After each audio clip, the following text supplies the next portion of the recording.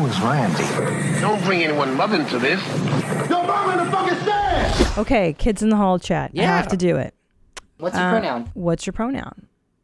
My favorite sketch was Running Faggot. Oh, it's a good one. It's a great one. Yeah. And I didn't write it. Bruce wrote it. Yeah, so let's talk about the origins. For those of you who hadn't seen it, could you describe Running Faggot? Running Faggot is basically, it's two guys, Mark and Bruce, playing, oh, there it is. They sing a song like a kind of a Daniel Boone. It's inspired by Daniel Boone. The Daniel Boone was a man with a big man. Song about a great folk hero. And that sort of thing. Running free, running free, running faggot. Running There he is. faggot, running free. See the faggot, see the running faggot. Running faggot, running free. I think it's Bruce came to me with it, I remember. It was when the Kids in the Hall had been separated by Lorne Michaels. This was written, and he thought he could take Mark and Bruce and turn them into SNL members, but it didn't work. And so I remember I was visiting Bruce and Mark when they were on SNL. Because when Lorne brought them to New York, originally the first two, they were brought like illegally. Oh. And he paid them like a money under the table. Really? And it didn't work out. But then when he brought all five of us, he did the same thing to us. But Bruce had this idea, which I think they rejected. Obviously, they rejected it at Saturday Night Live. And it was kind of an homage to me. I think he was kind of honoring me. And he said, I have this idea about a folk song, and you're like a kind of a Western cowboy kind of hero, and you're like Daniel Boone, and it's called Running Faggot. And I was like, well, that sounds funny. I'll be honest, at first I was like, what? I didn't quite get it. Yeah. He just told me, I want you to be like, I'm gonna write this song about it, and you're just solving problems by being yourself.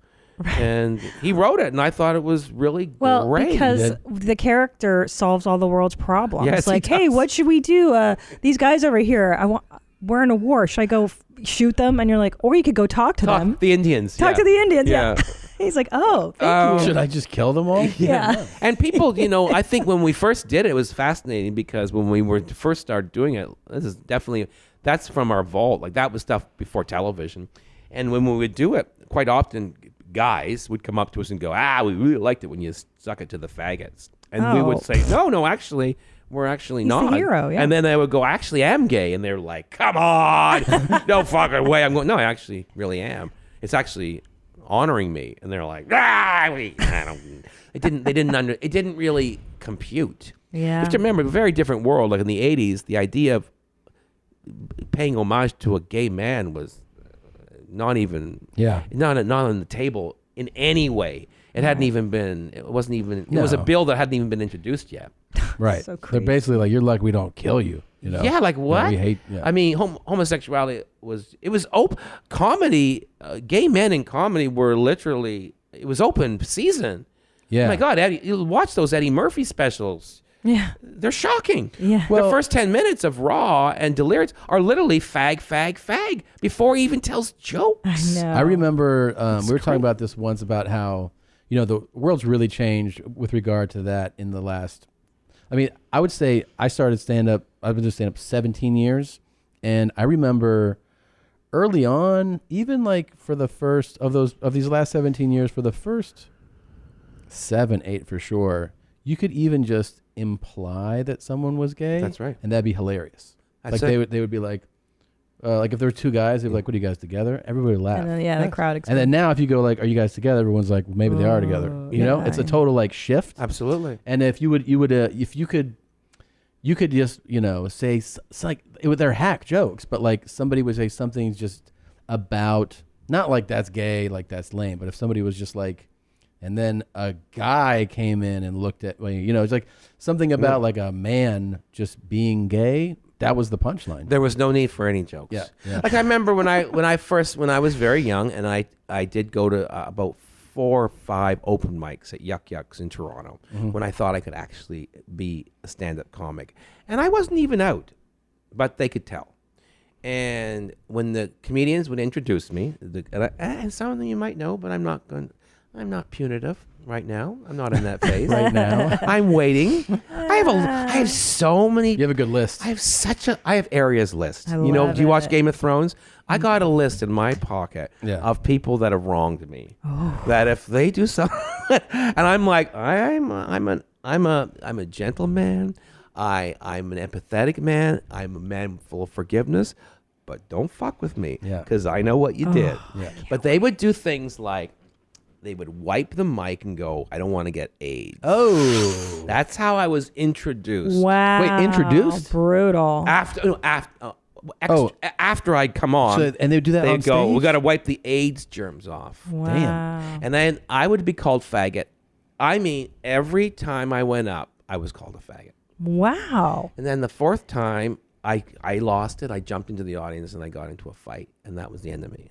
And I'd already met the kids in the hall then, and I'm like, okay, this is okay. But they would do a thing, and what you're saying is exactly true. If a guy went to the washroom during your set, all you had to do when he came, he's getting a blowjob, and that would be hilarious. Or there were two names they would call men, Lance or Bruce. Bruce, yeah. All right. Bruce. Hi, Bruce. Hey, Bruce. Hey, Yeah. Bruce. Yeah. You Yeah. just say That's Bruce true. with a Bruce lisp, is- yeah. and that would be hilarious. Yeah. And if two males were together, all you had to do was imply they were gay, and that was it, and every comedian would pick on them. That's literally what it was like. I will say Bruce is a pretty good gay guy's It's name. pretty It gay. is. Yeah. It is. But you know what was great about you is that you made it cool. I wanted to. That's what You I said. were cool. You that could guy. have. You could have just been broken by that type of abuse. Yeah. I could have, and I could have been really lame and just asked for tolerance, which is so unattractive. Oh, it's so Yeah, boring, it's right? boring. Who wants tolerance? I'm like, know. no. I want people to go, that guy's cool. Right. Yeah. That was my goal. I went, no, I don't want to be tolerated. That's Yeah. so unsexy. But the funny thing is, Yeah. like, fast forward all these years, and like now, that's what everyone's like. Is this a space for all of us to play? Is Everyone's- everything Safe inclusive? space, guys. it's embarrassing now. There's so many people. It kills comedy. It's not funny. It does kill comedy. It's not Yeah. funny. No, it's not funny. But there's no such inclusion. thing as a safe This whole space. diversity madness is come on. It's crazy. We just, Yeah. we went through this whole pilot thing this past year. Oh, yeah. The third time or whatever. And like, it's funny now. It's like at the pitch. Like, they're like, we love this idea. Let's talk about how inclusive this is going to be. Like, it's immediate. You got to it's- be like, there's an Indian guy and he's there all the time. It's not So weird. helping. Yeah, I know. It's not helping, and it's embarrassing. And I'm actually embarrassed for people Yeah. because I find it sickening and patronizing. It is kind of, it's very Yeah. patronizing. Sickening. And like, is your writer's room diverse? No, it's hilarious. Yeah. Yeah. That should be the main. It's hilarious, reason. and there's 9 Jewish white guys. Yeah, you know, and I honestly think we're gonna eventually. I think anybody from a minority I feel patronized by it. Yeah. Yeah. You know, Well, who was in here? And we were talking about.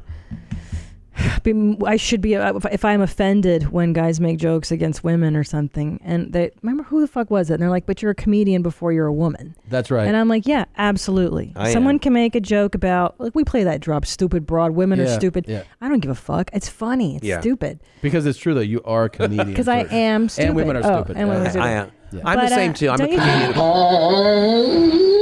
That's a gay guy having sex. No, it's It really from is. the Buddy Cole show. That's Mac SF. Oh, Mac. Do you know who Mac SF is? Okay, he's a big bear. No. He's a fucking Jacked. diesel dude. Yeah. Is he? Yeah, he's fucking. No, I think comedy's a dangerous thing. Yeah, it should be, And it anyways, should if it's be. fun. Yeah, there's a reason that like a comic is not, you go that way and you're not like I want to run the PTA or something. Yeah. It's And like well, it's a totally different Like we're mindset. not going to survive this HR era. No. Yeah. It's just not gonna.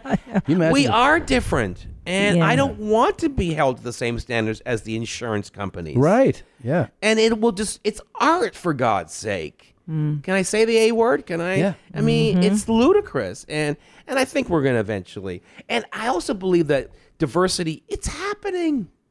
It's happening naturally. It is. And I Yeah. love a diverse world, but I don't want it done from the top down. Well, because they ruin it when the corporate when they- gets a they're- hold of it. they're It's ruining spoiled. It's done already. They It's really not true. are. And I don't think, and this whole idea, comedy, like the Buddy Cole show, it's not a safe space. That's how you should advertise. It's not.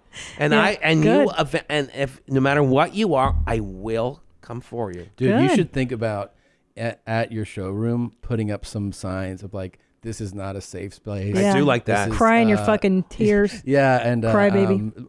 This is not an inclusive area. Yeah. This is my place, bitch. Yeah, Or your tickets, your VIP could be an non-inclusive area. Yes. Yeah, and Not I a do, safe space? And I do the believe front? I do believe that's what comedy needs to killing everything. it needs to get its It is.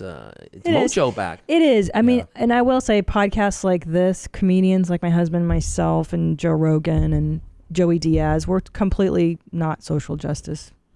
But let me ask you one more question about Yes. Kids in the Hall. Yeah.